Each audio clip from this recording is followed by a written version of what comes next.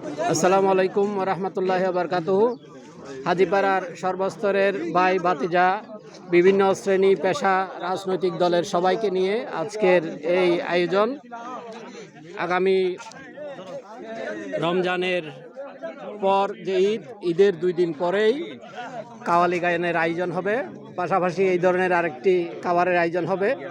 হাজীপাড়ার যারা আজকে মিস করছেন, আগামী ঈদের 2 দিন পরে সেই প্রোগ্রাম আশা করি মিস করবেন না। সবাই আপনারা উপস্থিত থাকার জন্য ঈদ পুনর্মিলনী হবে হাজীপাড়ার এই ঈদের 2 দিন পরে। সবাই উপস্থিত থাকবেন। যারা আজকে মিস করছেন তারা যাতে ঈদের 2 দিন পরে মিস না হয়। আমরা যাদেরকে আজকে যাদেরকে বলতে পারি নাই, সেজন্য আমরা দুঃখ প্রকাশ করছি।